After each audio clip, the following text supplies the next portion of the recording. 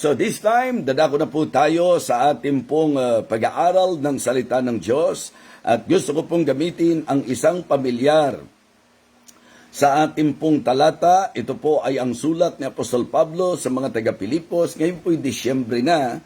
Ito na po ang huling buwan para sa taong 2025. By the way, magkakaroon po ako ng series para sa Thanksgiving message. Pero ngayon po, nais muna nating i-challenge ang bawat isa concerning our past. Ano po?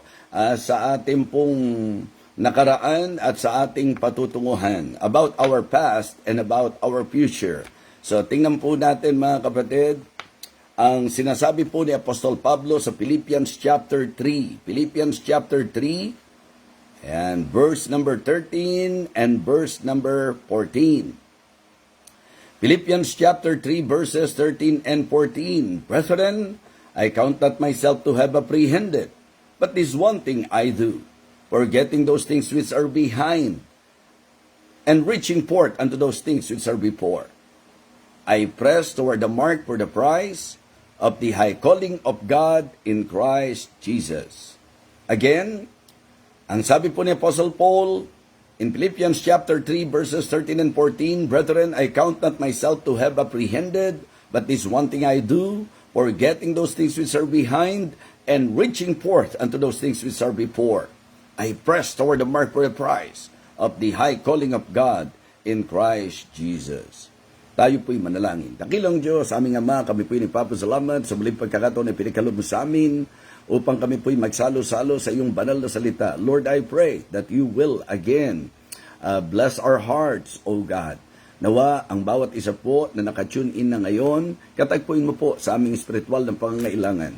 Thank you for this ministry, Heavenly Father, and thank you even for the privilege ng mga siwa sa ministry ito, dakilang Diyos. Umaasa po ako ng patuloy na paggawa mo sa buhay ng bawat isa po sa amin. Higit lalo ang mga taga-subaybay ng ministeryong ito. Sa iyo ko po ay pinagkakatiwala, maging ang aking kahinaan, ang masaganang biyaya mo po ang magpakahayag sa amin pong pagsasalo-salo at sa amin pong pag-aaral. Salamat po Diyos sapagkat may Biblia kami na po pwede pong maging katulong po namin sa amin pong lakbay bilang Kristiyano, maging gabay po namin sa lakbay po namin bilang mga anak mo. Thank you so much. I would like to commit to you this Bible sharing, O Lord. Give me wisdom, empower me, fill me with your Holy Spirit, guide me, and reach the heart of your people, O Lord. For all of these things we ask and pray in Christ's most precious name. Amen. Amen. Okay, so mga kapatid, mga minamahal, ating pong bibigyang pansin ang patungkol sa taon na ito na hayaan na nating lumipas, mga kapatid. So what I want to point out tonight, ngayong umaga ay ang usapin tungkol sa ating nakaraan, about our past and about our future. So dito po sa ating magiging pagtalakay, magandang matuto po tayo sa sinabi ni Apostol Pablo. Okay? Brethren, I count not myself to have apprehended, but this one thing I do, forgetting those things which are behind, and reaching forward unto those things which are before. Mga kapatid, ang isang bagay na masasabi nating katotohanan na mahirap pong pasubalian, ang panahon po lilipas at lilipas.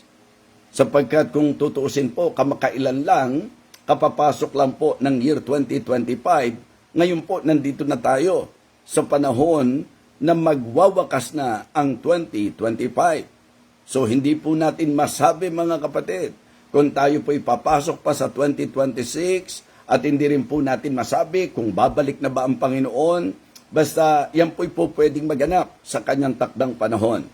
But one thing na gusto ko pong bigyan ng diin sa ating pagsasama-sama ngayon, tungkol sa paglipas ng panahon, tungkol sa pagbabalik ng Panginoon.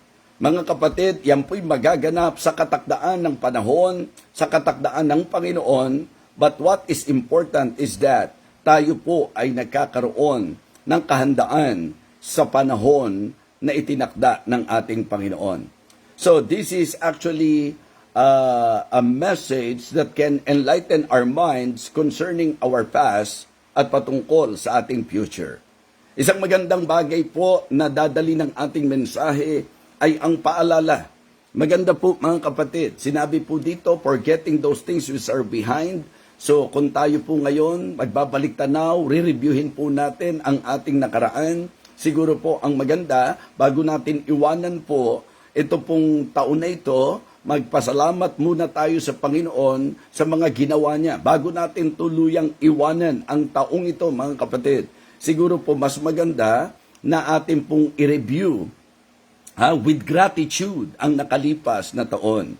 Halimbawa lang po sa pakikinig po natin ngayon sa mabilisan na pamamaraan. Meron ba kayong right away na isip na ngayong taong ito o sa nagdaan o matatapos na taong ito, meron pong masasabi nating espesyal na bagay na ginawa ang Panginoon sa bawat isa sa atin? So ako po mga kapatid, naniniwala that if we will just think of the goodness of God sa nakaraang taong ito, napakarami po nating maiisip. Naalala ko po yung aking isa sa matalik na kaibigan, si King James. Ang tawag ko sa kanya, King James. At ito po yung asawa ni Doña Yula. So shout out sa inyo dyan sa Amerika. Ang hindi niya makakalimutang experience, I believe, nitong taong ito ay ang kalagayang siya po ay dumanas ng hindi bibirong operasyon. Okay? But still, nakita pa rin niya ang kabutihan ng Panginoon. Sapagkat po posible po na tayo sa mararanasan natin, po pwedeng tayo po ay masasabi nating hindi na makalagpas at hindi natin makayanan. But because of the goodness of God, and that is the reason why I am encouraging everyone na bago po natin tuluyan na kalimutan ito pong nakaraan, mag-review muna tayo, panandalian, with gratitude sa lahat ng dakilang bagay na ginawa ng Panginoon sa atin.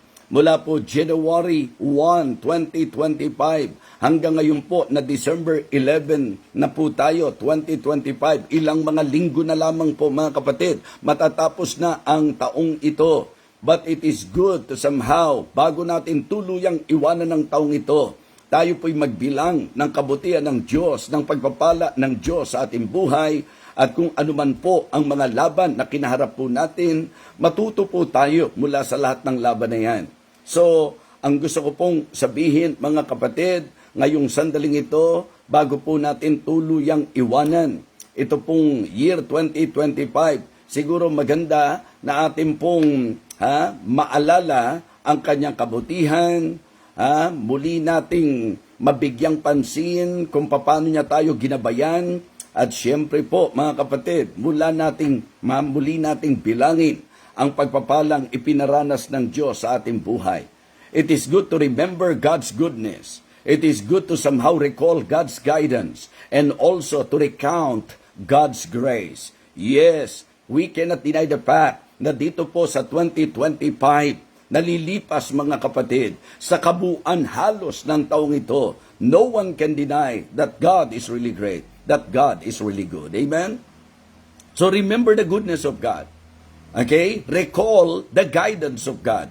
Yung kung paano po sa mga desisyon na ginawa mo, kung paano ka ginabayan ng Panginoon, kung paano sa mga naging maling hakbang mo, paano ka itinuwid at ginabayan ng Diyos sa tama, at gayon din naman mga kapatid, kung paano ipinaranas ng Diyos sa iyo ang kanyang biyaya, ang kanyang masaganang biyaya, marahil sa trabaho mo, marahil sa pamilya mo, marahil sa naging kagipitan mo, marahil sa naging karamdaman mo, mga kapatid, mga minamahal, ang lahat ng kahit negatibong karanasan at hindi paborabling karanasan dito po sa buhay natin sa mundo, biyaya ng Diyos ang katapat ng lahat ng bagay, sapagkat maging pagsubok, ang Biblia ang nagsabi na mayroon pong lakip na biyaya ang Panginoon.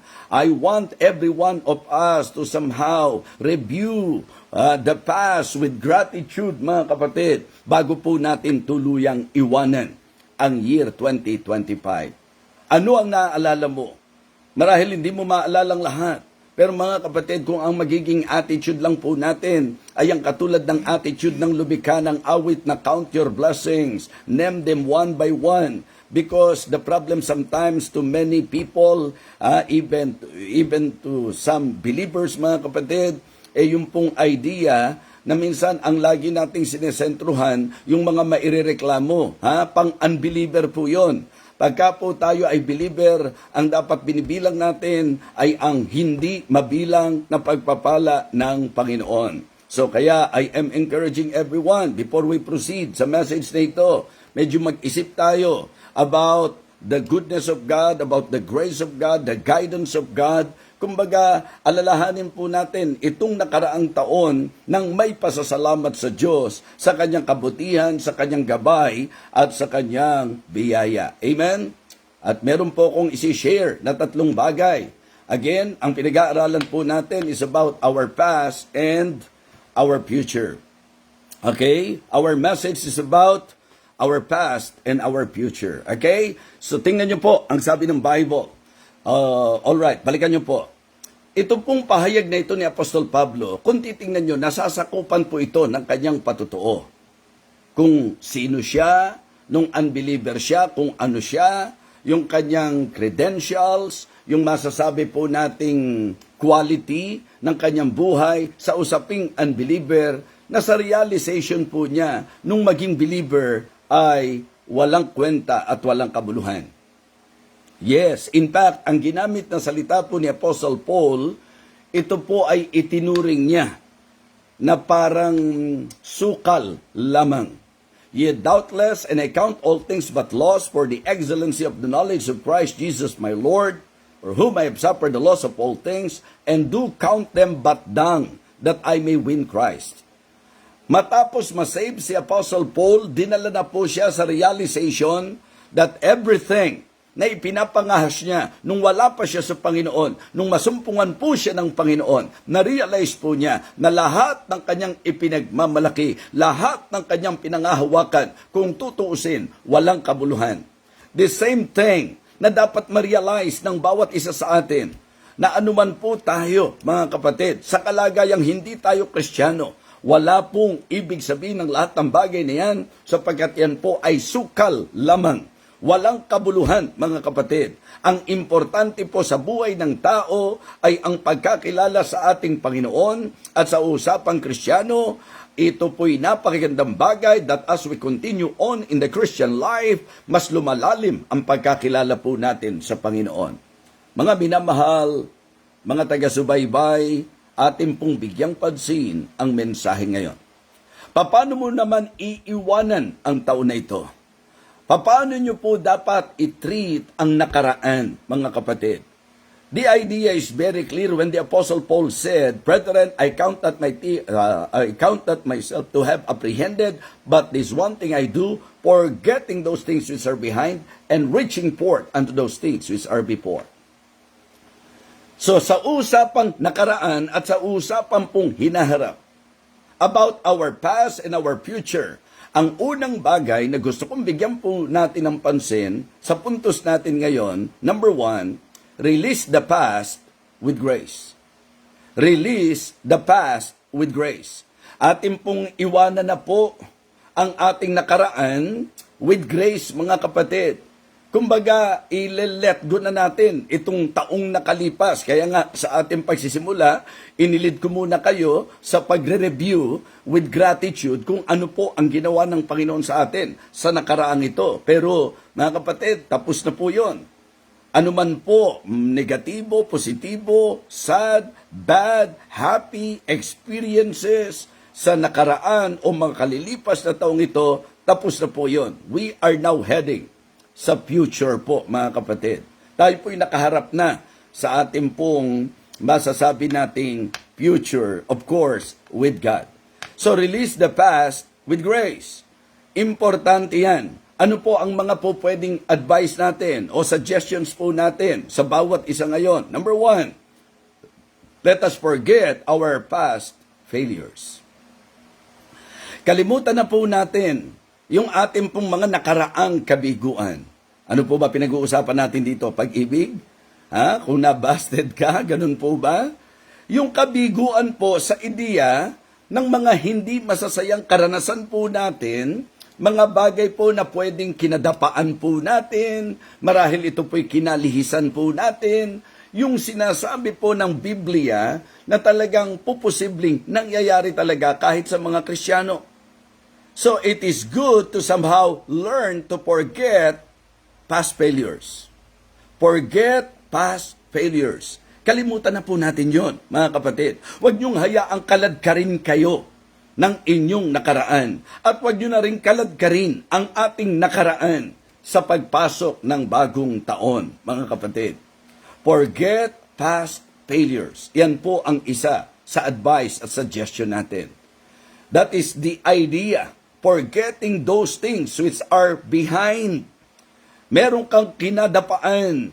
Meron kang naging pagkakamali na isinettle mo naman sa harap ng Panginoon. Merong mga naging sitwasyon sa buhay mo na hindi masaya. O meron kang mga desisyon, maling pagpapasya. Whatever it is, mga kapatid, the best thing that you can do is to forget all about it.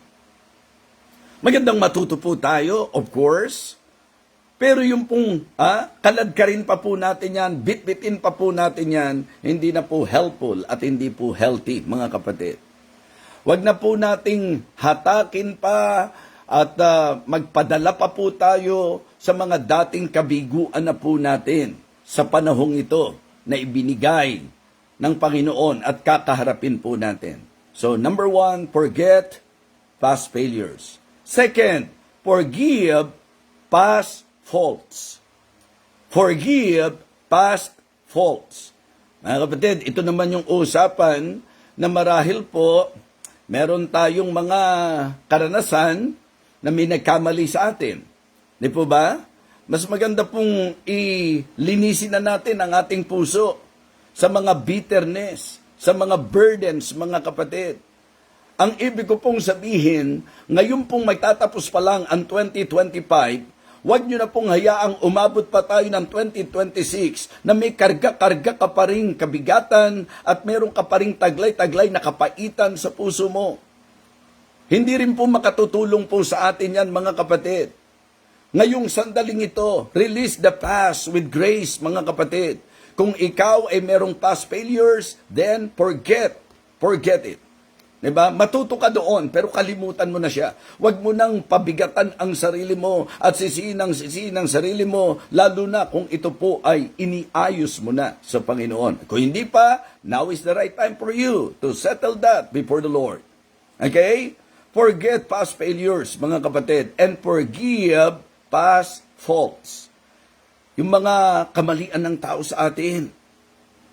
Yung mga nasaktan ka sa hindi magandang salita, o sabihin na natin na talagang nagawan ka ng hindi maganda, meron pong mga nakasakit sa iyo, meron pong mga nagkamali sa iyo, meron pong mga nakagawa ng kasalanan sa iyo. Mga kapatid, mga minamahal, napakaganda po na sa ating pong pag-uusap ngayon sa pag-aaral natin concerning the past, about releasing the past, mga kapatid, it is good na maging gracious tayo, maging forgiving po tayo, mga kapatid, and let us settle that. Patawarin na po natin yung mga nagkasala sa atin. Patawarin na po natin yung mga nakagawa ng kamalian sa atin. In the first place, tayo rin po nagbibitbit kapag galit po tayo. Tayo rin po ang affected kapag po may mga bitterness tayo sa puso po natin. Kaya nga lagi nating sinasabi, di ba? Ang sabi po ni Apostle Paul, let all bitterness and wrath and anger and clamor and evil speaking be put away from you with all malice.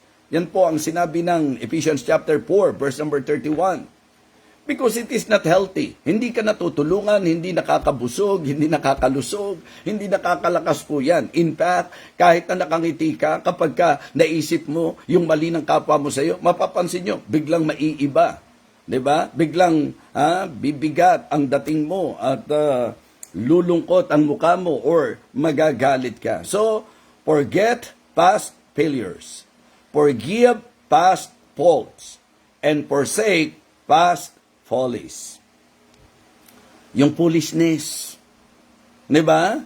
Yung mga naging kapalpakan natin, yung mga naging kamangmangan po natin, maganda total, nag-uusap-usap lang din naman tayo because I can say that even ang inyo pong lingkod, may mga ilang masasabi po natin na mga naging mali talaga eh. Di ba? Yung idea kanina nung failures, ito yung mga naging kabiguan natin, naging pagbagsak natin. Ito naman, mga kapatid, yung bang idea na yung mga masasabi nating kahiya-hiya, di ba? Yung mga katigasan ng ulo, hindi po wise eh. Hindi po wise na Kristiyano ka, nagmamatigas ka sa Diyos eh. Alam niyo po ba yon? Hindi po wise. Kaya nga minsan, may isip niyo po, how come na ang mga Kristiyano po, in spite of the fact that they are aware about the truth of God, about the teaching of the Bible, pero kaya po nila.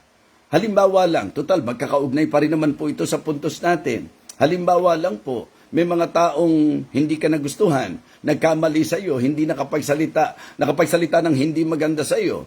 Hindi ba? Tapos apektado ka. Tapos heto po, pinilit namang iayos. May humingi ng pasensya sa iyo, or kahit nga po hindi, mga kapatid eh. Hindi naman po talaga makakatutulong kapag ka nagbibitbit tayo ng bitterness eh, di ba?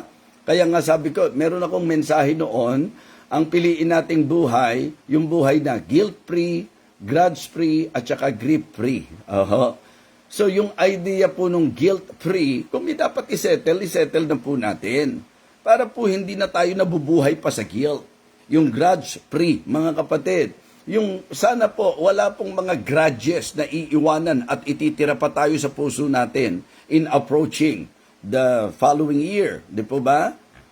Coming year, mga kapatid. Hindi na po maganda yon. Yung grief, di ba? Meron tayong mga sad experience eh. Doon sa grudge, idea, ito po yung mga bad experience. Ito namang grief, mga kapatid, yung posible po na may mga masasakit naman tayong naranasan, mga painful, sad, malulungkot na pangyayari. So, mga kapatid, unang tinatalakay po natin, release the past with grace. Di ba? Forget past failures. Forgive past faults. And, mga kapatid, iwanan na. Forsake past follies. Yung mga naging kamangmangan natin sa nakaraang mga araw at panahon. Di ba? Pag nag-iisip tayo ngayon, bakit ba yun ang naging decision ko? Bakit ba yun ang ginawa ko? Di po ba? Wala na eh. Hindi na po natin may babalik yun eh. Pero at least, iwanan na natin. Di ba? Matuto na po tayo, mga kapatid. Yun po ang simpleng gusto nating bigyang pansin tungkol dito. At ngayon, matapos po tayo mag-usap patungkol po sa idea na pakakawalan na po natin, di ba? At atin pong iiwanan na, bitawan na po natin, kumbaga gawin na natin ito ngayon, a year to let go, mga kapatid. Ano man po yan, yung nakaraan po natin, just learn sa kung ano po yung mga nakaraan natin. Pero wag na tayong umistambay dyan, mga kapatid. Tapos na po yan eh. Di ba? So, ngayon naman, ito ang pinakamaganda magagawa natin. So, release the past with grace. Ikalawa naman po, realign the present with godliness. Realign the present with godliness. Kumbaga, refocusing po ito, mga kapatid. Ano ang mga po pwede nating sabihin tungkol sa bagay na ito? Of course, it is good to set priorities right. Ang gawin po natin, iayos na natin ang ating pong priority. Sapagkat para sa akin po, isang bagay na masasabi ko, ang importansya ng may tamang prioridad, tama po ang mga magiging resulta nito. If your or our priority is wrong, believe me, mga kapatid, hindi po pwedeng ang result right. Hindi po pwedeng ang outcome right. Kaya nga, ang napakaganda po, let us begin right. Magsimula po tayong tama, mga kapatid. So, set priorities right. At hindi na tayo mag-iiba ng paalala. But seek ye first the kingdom of God. Ang ibig sabihin, seek first the kingdom of God in our lives. Even His righteousness. Ano po yung patungkol sa usaping katuwiran ng Diyos? Matuto po tayong i-prioritize ang dapat uunahin natin talaga sa buhay natin. And I'm telling you, if you are a genuine believer, we must realize and recognize na ang turo ng Biblia in your life, God first. Diyos muna ang una bago ang kahit sino. So, una po, set priorities right. Ikalawa po, strengthen personal testimony. 'Di ba? Yung ating pong palakasin, yung ating lakad bilang Kristiyano. Yung patotoo natin bilang Kristiyano. Ang ibig sabihin, yung pruweba na tayo po'y mananampalataya. Okay, kanina po binanggit ko sa inyo na talagang ako po, I mean, observation po ito, observation, at ito po'y nakakalungkot na katotohanan sa aking naobserbahan na marami pong Kristiyano, sabi nga po ng message ko kagabi, remember, we are of God, sa Diyos po tayo. Pero magtataka ka na ang marami po, claim lang. Ang lumalabas yung claim ng pagka-Kristiyano, confidently, sinasabi ng marami, Kristiyano siya. Pero yung pong dapat na maging kapahayagan, the manifestation, the proofs ng pagiging Kristiyano, minsan, mahirap pagtagpuin. Mahirap pagtagpuin. Ang isang mabigat na laban po sa Kristyanismo, pride. Diyan po tayo nagkakatalo sa usapan ng pride. Mahirap pong isettle ang problema ng mga taong ma-pride. Mahirap po, mga kapatid. At hindi magandang patotoo na Kristiyano po nabubuhay sa katayugan o kataasan. Nakaranas na po ba kayong ganon? Na merong mga conflict? Kasi sabi ko nga sa inyo, naranasan ko po na maging lupon ng tagapamayapa sa aming pong barangay noon. Doon po sa lugar ng Balangkas na kung saan kagawad po ngayon. Ang kapatid ko, si Kagawad Adring. Ano po? Shout out, Kagawad Adring. At tuwan-tuwa po ako sapagkat siya'y tuloy-tuloy na po sa Blessed Hope Baptist Church. Tuloy-tuloy na po siya sa kanyang pagdalo. At ngayon po, nagagamit pa siya para kahit papano yung kanyang kakayahan at kalagayan, makapag-evangelize po sa pamagitan po ng kanyang influence. And that is actually good. That is actually great. Ano po? Pero nakaranas po ako na maging lupon ng tagapamayapa. Ang pinakatrabaho po namin, hindi po kaagad. Doon po sa kapitan. Pagka may mga conflict, kami muna po ang haharap para kung posibleng mapag-ayos, maiayos po namin. And in my observation, mga kapatid, ang pinakamahirap iayos yung hindi talaga willing makipag-ayos. At kadalasan po, mga kapatid, pagka ang ego ang nakasalalay, kapag ka ego ang nasaling, mahirap pong papagkasunduin. Subukan nyo pong itanong sa sarili nyo. Kung kayo po'y nagkiklaim na Kristiyano at may nakadiferensyahan kayo, may nakatampuhan kayo, may nakagalit kayo, alam nyo po ba, kung ang pag-uusapan Kristyanismo, napakadali ng pag-aayos. Pero kapag ka po ang pride, ang pinapaghari po natin, napakahirap. Ngayon, kaya ko po sinasabi ito, sapagkat sa usapang ikaw mismo, yung patotoo mo, di ba? Pwede pa nga po nating sakupin dito yung idea na kapag kami mga hindi magkakasundo, hindi ba? Kasiraan ng patotoo ng isang church na nagkiklaim na sila'y church ng Panginoon. So napakahirap ayusin ang isang taong punong-puno ng pride. At talagang, kumbaga, nakaka-turn off. Nakaka-turn off. Lalo na sa Christianity, mga kapatid, ang claim mo, Kristiyano ka, tas ang taas-taas mo, ang claim mo, Kristiyano ka, tas ang tayog-tayog mo, para bang ikaw hindi nagkakamali, na kapag ka inaayos, hindi ka willing makipag-ayos, ang laki ng problema mo, para kang hindi mananampalataya niyan. Sa unang puntos natin, hindi makatutulong yan.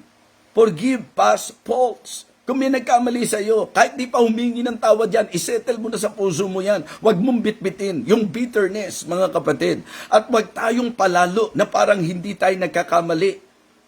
Isa lang ang naintindihan ko po, sa usapang Kristiyano, pagka may conflict, ang katinuan ng isip ang magdadala sa atin na dapat iaayos ito. At ang kapakumbabaan ng puso, ang pinaka madaling remedyo po dyan.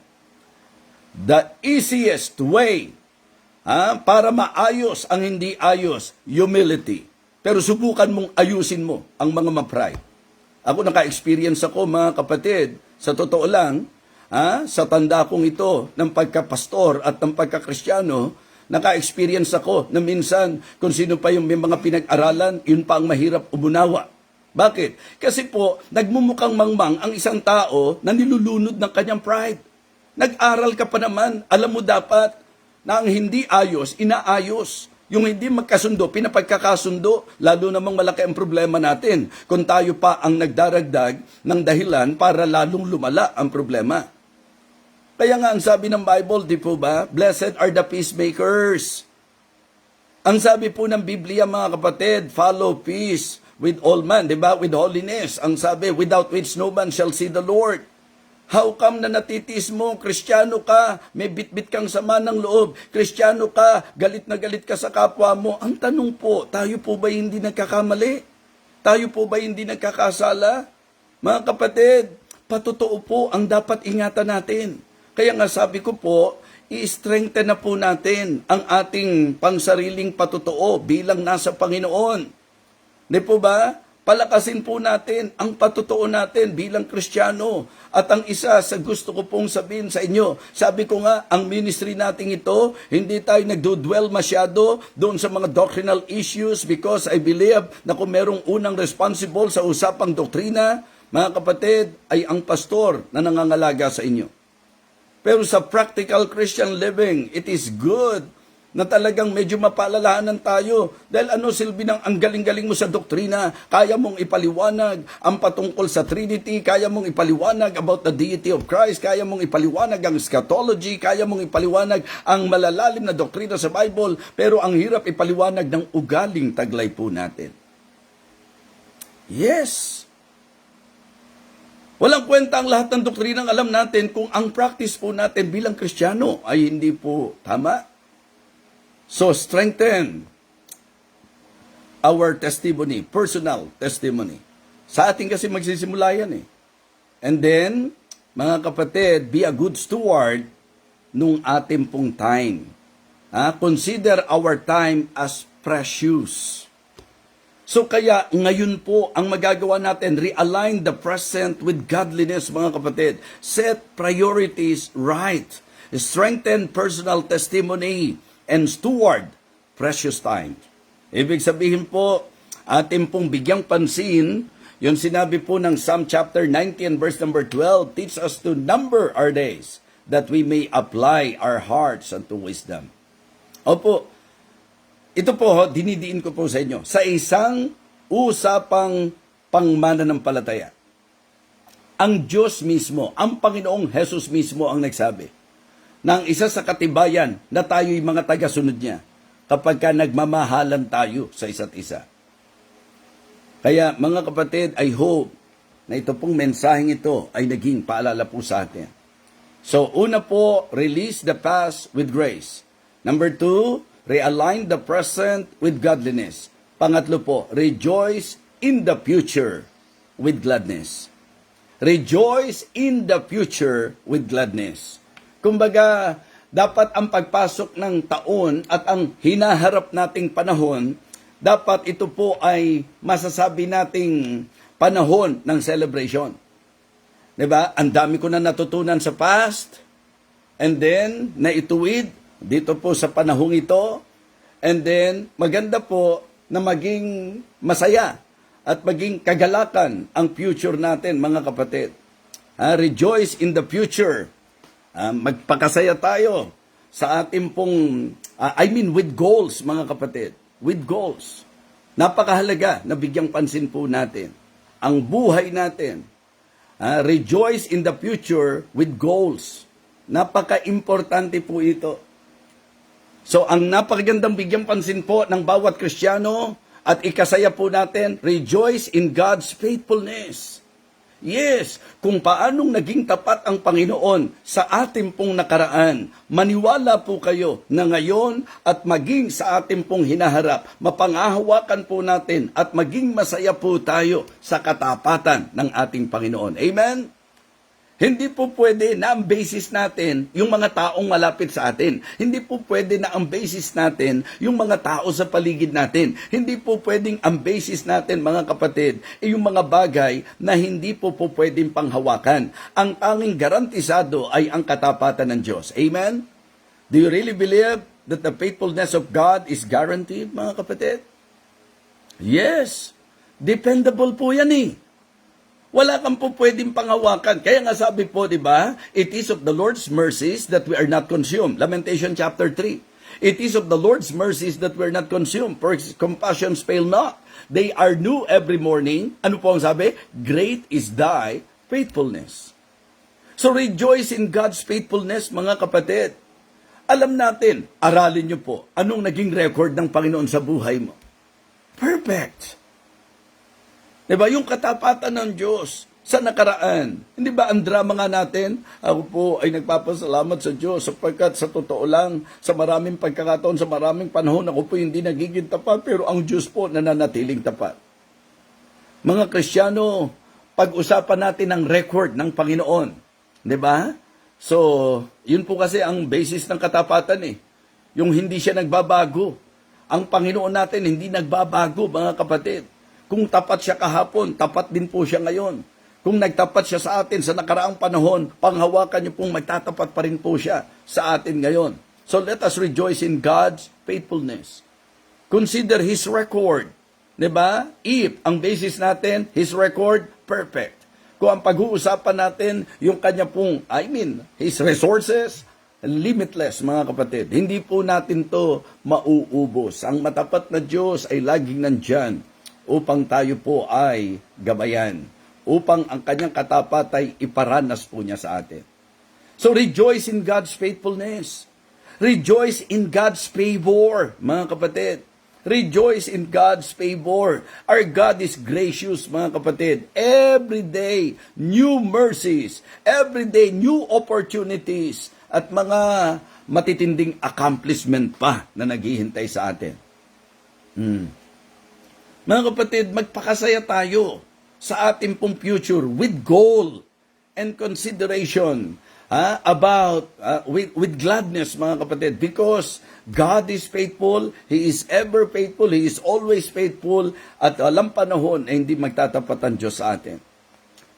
So let us rejoice in God's faithfulness, let us rejoice in God's favor, and let us rejoice in God's fellowship. Kung meron tayong dapat maging goal ngayong year na ito, ay yung ikagalak po natin, yung masayang fellowship natin sa Panginoon.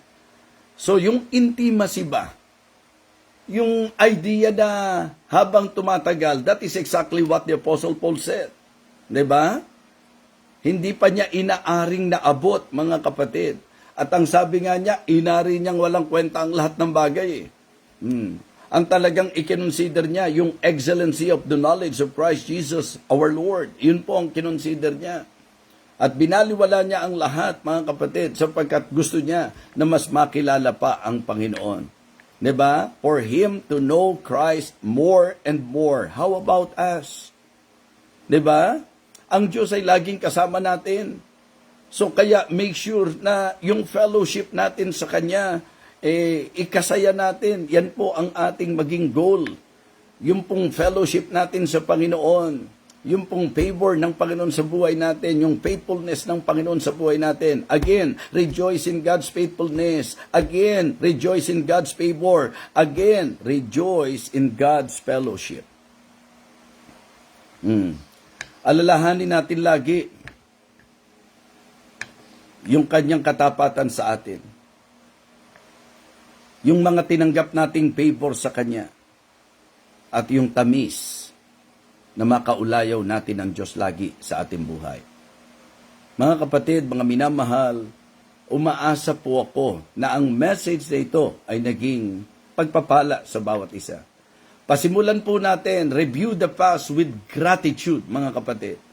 Atin pong talagang baliktanawan muna yung mga dapat pasalamatan natin sa Panginoon. And then, sa pagkukonsider natin talaga sa ating naging pag-aaral, maganda po, release the past with grace, realign the present with godliness, rejoice in the future with goal and gladness, mga kapatid. Yun po ang maganda na atin pong i-celebrate ang Diyos sa buhay po natin sa bawat panahon, nakaraan man, sa kasalukuyan man, at sa hinaharap. Sapagkat ang Diyos na naging tapat nung nakaraan, Diyos na nagtatapat sa atin ngayon, ang Diyos na mananatili at magpapatuloy na magtatapat sa bawat isa po sa atin. Kaya, mga kapatid, magandang bagay na sa naging pagtalakay natin ay the message is about our past and our future. Our past and our future. So, sa nakaraan natin forget past failures. Forgive past faults. And forsake past follies. Nawa tayo po ay makinabang sa message na ito na ating napakinggan. Let us pray. Lord, thank you so much sa amin pong naging pagtalakay ngayong umagang ito. Salamat po sa paalalang alam po namin na malaking advantage po para sa bawat isa. May you continue to bless this ministry, Heavenly Father, at ang lahat ng sumusubaybay sa ministeryong ito. Sa iyo po ang kapurihan. Turuan mo po kami na matuto sa nakaraan. Turuan mo po kami na lumimot at magpatawad.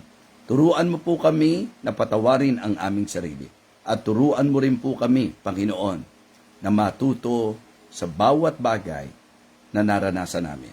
Umaasa po kami, O Diyos, na Ikaw po ang siyang patuloy na sasama sa amin. Ito po ang aming pinangahawakan. Gusto po naming patuloy na i-enjoy ang iyong faithfulness, ang favor mo, at ang fellowship mo. Thank you so much, Heavenly Father. Bless each and every one of us, O God, we pray. In Christ's most precious name, Amen. Amen. Okay, purihin ang Panginoon. Salamat po sa Diyos sa kanyang naging paggabay muli sa bawat isa po sa atin. At umaasa po ako na kayo po ay patuloy na mananalangin para sa, of course, sa kaayusan ng aking boses at sa mga pagpapala na po pwedeng ating ma-enjoy sa ating napakabuting Panginoon.